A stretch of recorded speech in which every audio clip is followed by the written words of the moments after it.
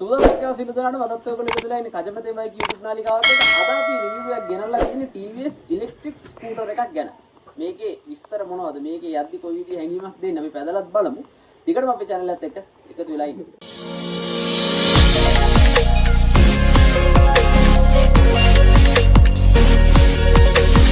මෙන්න මේ විදිහට ටිකක් රොබෝටික් මොඩල් එකක් තමයි තියෙන්නේ. මෙන්න මේ විදිහේ සුදු පාට ලයිට් එකක් එන්නේ. LED light. ඊට පස්සේ මේකේ බ්‍රේක් පද්ධතිය ගැන කතා කරොත් එහෙම මේක ඩිස්ක් බ්‍රේක් එකක් තමයි මේ පැත්තේ ඉන්නේ. තනි පිස්ටන් එකක් තියෙන ඩිස්ක් බ්‍රේක් එකක් තමයි මේ බයික් එකට ලබා දීලා තියෙන්නේ. ස්කූටර් එකේ පිටිපස්ස මෙන්න මේ විදිහට තමයි දිස්සෙන්නේ. ටිකක් රවුන්ඩ් ස්වරූපයක් තමයි ස්කූටර් එකේ පිටිපස්සට දීලා තියෙන්නේ. එතකොට බ්‍රේක් ලයිට්, සිග්නල් ලයිට් ඒ අදාළ කොටස් ටිකක් පිටිපස්සේ මෙන්න මේ එකම තීරුවක තමයි තියෙන්නේ. දැන් මෙතන ඩ්‍රම් බ්‍රේක් එකක් තමයි පිටිපස්සට දීලා තියෙන්නේ. ඩිස්ක් බ්‍රේක් එකක් නෙවෙයි. හරි ඉස්සරහා ඩිස්ක් බ්‍රේක් පිටිපස්සේ ඩ්‍රම් එකක් එන්නේ. ඒතකොට ලයිනර් තමයි පිටිපස්සට දාන්න තියෙන්නේ. සාමාන්‍යයෙන් මේ ස්කූටරේ එන්නේ අපි වෙනත් ස්කූටර් වල දාන නෝමල් ටයර් එකම තමයි ඉස්සරහා සහ පිටිපස්සේ. ඉස්සරහා ඇලෝ වීල් ඇවිල්ලා තියෙන පොඩි අමුතු ලුක් එකක් තියෙන ඇලෝ වීල් එකත් ඔයගොල්ලන්ට බලා ගන්න පුළුවන්. කොහොමද තත්ති කියලා. මෙන්න මේ විදිහට තමයි එන්නේ. සාමාන්‍යයෙන් මේ ස්කූටර් එක ෆුල් charge කරපුවහම මේකේ පෙන්නනවා කිලෝමීටර් 105ක් යන්න පුළුවන් කියලා. හරි සාමාන්‍යයෙන් 100ක ආසන දුරක් යද්දී ඒ කියන්නේ අපි යන වේගය සහ ඒ යන කඳු පල්ලම් ඒ අනුව ඒක වෙනස් වෙනවා. ඒක තමයි මේගොල්ලෝ දක්වලා තියෙන දුර ප්‍රමාණය. කිලෝමීටර් 100ක දුර ප්‍රමාණයක් යන්න පුළුවන් කියලා තමයි සාමාන්‍ය වශයෙන් ඒගොල්ලෝ ප්‍රකාශයටපත් කරලා තියෙන්නේ. මෙතනින් තමයි බයික් එක charge කරන ජැක් එක ගහන්න තියෙන. ඊට පස්සේ ඒක හැමම කරන්ට් එකට දීවම මේක charge වෙනවා. හරි. රයිට් මේකේ මේ කැබි හරි ටිකක් ලොකු කැබි එකක් දීලා තියෙන්නේ. ඒ වගේ තමයි මේක ඇතුලේ මෙන්න මේ විදිහට අපිට ෆෝන් charge කරගන්න අනම්මනම් ඒ කටයුත්ත මේ කැබි එකේ ඇතුලේ අපිට කරගන්න පුළුවන්. හරි මෙන්න මේ විදිහට දීලා තියෙන USB port එක ඒක හරහා අපිට charge කරගන්න වැඩ ටික සිද්ධ කරගන්න පුළුවන්. රයිට් මෙන්න මේ විදිහට තමයි යතුරු ඔන් කරපුවාම මීටර් පද්ධතිය දිස්සෙන්නේ. හරි මේක TVS කියන ලෝගෝ එක තියෙනවා. එතකොට මේකේ බැටරිය කොච්චරක් තියෙනවද කියන එක පෙන්නනවා. 126 තියෙන්නේ ස්ටාර්ට් කරන්න ඕන විදිහ මෙතන පෙන්නනවා. අපි නෝමල් ස්කූටර් එකක් ස්ටාර්ට් කරන විදිහට තමයි මේකෙත් ස්ටාර්ට් කරන්න තියෙන්නේ. හරි අපි දැන් බලමු ස්ටාර්ට් කරලා කොයි විදිහේ තත්ත්වයක් තියෙන කියලා. මේකේ තියෙන මෙන්න මේ ස්ටෑන්ඩ් මාක් එක තියෙද්දි අපිට ස්ටාර්ට් වෙන්නේ නැහැ ස්කූටර් එක. හරිද අපි බයික් ස්ටාර්ට් කරන්නේ නෝමල් ස්කූටර් එක ස්ටාර්ට් කරන විදිහම තමයි.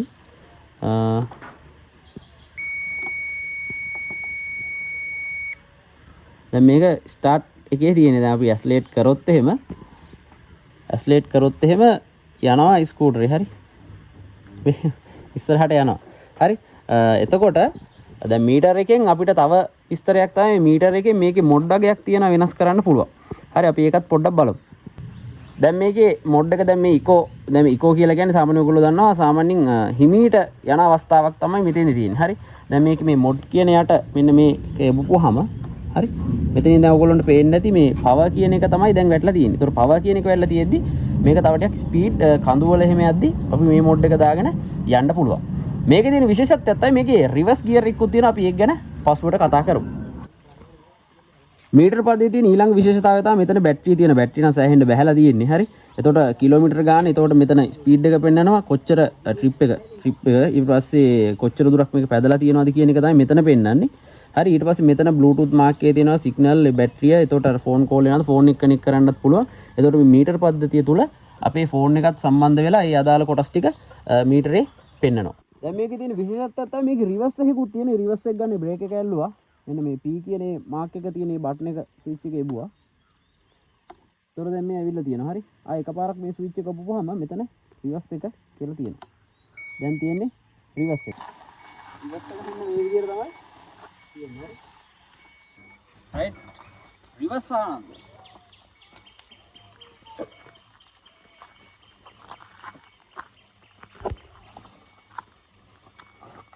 මෙතන ඔයගොල්ලන්ට තියෙනවා මෙතන මේ ස්විච් එකෙන් අපේ සිග්නල් හතරම තියෙන ස්විච් එක තමයි මෙන්න මේක. හරි එහෙම එක්කුත් මේකේ ඔප්ෂන් එකක් විදිහට දීලා තියෙනවා. මේ විදිහට තමයි ඩබල් සිග්නල් මේ බයික් එකේ වැඩ කරන්නේ. දැන් ඔයගොල්ලන්ට මේ ස්කූටරේ හරි ස්ටෑන්ඩ් එක නැති වුණත් ඕන දිහාවක මෙන්න මේ විදිහට නතර කරගන්න පුළුවන්. හරි ඒක තමයි මේකේ තියෙන පොඩි විශේෂත්වය.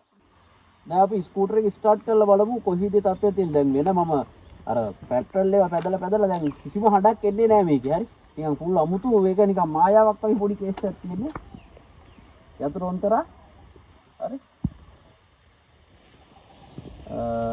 චුට්ටි වෙලාවක් යනවා. හරි දැන් අර ස්ටාර්ට් කරන ඒ තැනට ඇවිල්ලා තියෙන්නේ. අපි දැන් බ්‍රේක් එක ගන්නවා. හරි. ඕක තමයි ස්ටාර්ට් එක. දැන් මේ ස්ටාර්ට් එකේ තියෙන්නේ මේ ස්කූටර් එක. දැන් යන්න දීන්නේ. හරි ඔන්න බලන්න. අන්න ඕකයි මේකේ තියෙන විශේෂත්වය. ඒ කියන්නේ පොඩි සද්දයක්වත් ඇහෙන්නේ නැහැ. හරි. අපි ටිකක් පැදලා බලමු කොයි විදිහ අත්දැකීමක්ද අපිට තියෙන්නේ කියලා.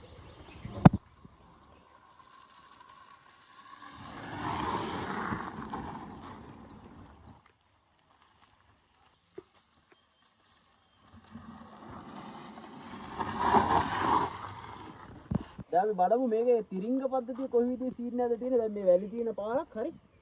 බලමු කොයි විදිහේ තත්ත්වයක්ද මේ ස්මාර්ට් ස්කූටර් එක නැත්නම් ඉලෙක්ට්‍රික් ස්කූටර් එක කොයි විදිහේ තත්ත්වයක් තියෙන්නේ කියලා බලමු. යා කොන ටයර් එක.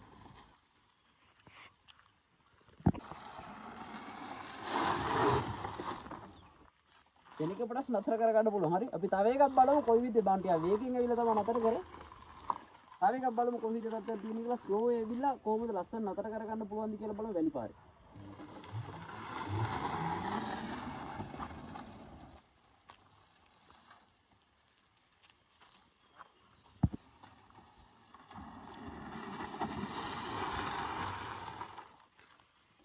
සාමකාමීව නතර කරගන්න පුළුවන්. සාමාන්‍ය අපි ටිකක් වේගෙන් ගියත්. හරි අපි දැන් කාපට් පාරට ගිහිල්ලා බලමු මේක පදිද්දි කොයි විදිහේ තත්ත්වයක්ද තියෙන්නේ කියලා. රයිට් අපි දැන් මේ යන ගමන් ඉන්නේ පැයට කිලෝමීටර් 17යි 18යි හරි. ඔක තමයි වේගේ. ගාන්න බ්‍රේක් කරගන්න පුළුවන්. කිසිම සද්දයක් ඇහෙන්නේ නැහැ. හරි. පිකප් එකක් තියෙනවා පොඩි නිකන් කැමරාවත් එහෙට මෙහෙට යනවා. කිසිම සද්දයක් නැහැ. හරි. ඉතින් පාරවල පොඩ්ඩක්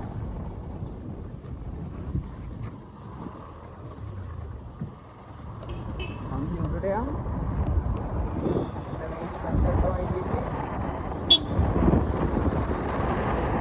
ආයෙත් කිලෝමීටර් 40ක වේගයකින් යන්න පුළුවන් මේ ඉකෝ මෝඩ් එකේ තමයි ඉන්නේ අපි. හරි. දැන් ඔයගොල්ලන්ට බලා ගන්න පුළුවන් මෙතන මේ නිල් පාට දෙපැත්තෙන් යන්නේ. අපි ඇක්සලරේට් කරන්නේ නැතුව 15ට වඩා ස්පීඩ් යනවා නම් බැටරිය ඔටෝ charge වෙනවා. හරි. එහෙම ඔප්ෂන් එකකුත් මේකේ තියෙනවා.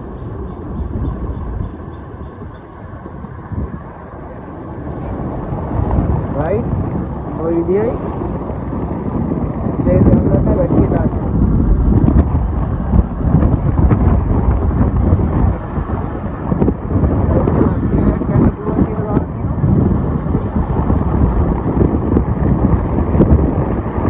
පල්ලෙහාට ගිහිල්ලා උඩහට එමු.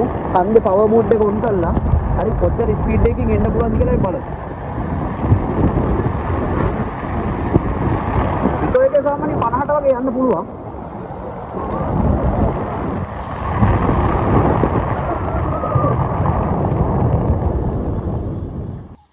රයිට් දැන් මේ තියෙන ඉකෝ මෝඩ් එකේ හරි. දැන් පොඩ්ඩක් ස්පීඩ් යන්න ඕන හින්දා මේකේ මෝඩ් එක වෙනස් කරනවා. පවර් දැන් මේ පවර් මෝඩ් එකේ තියෙන මේ රතු පාටින් මේක පෙන්වනවා දැන් කිලෝමීටර් බැටරි බැස්ස මම හිතා 27ක් තිබ්බා දැන් 18යි තියෙන්නේ හරි. ඕකේ අපි දැන් යන්න. දැන් මේ ඉන්නේ පවර් මෝඩ් එකේ. හරි දැන් මේ කන්දේ යන ගමන් තියෙන්නේ.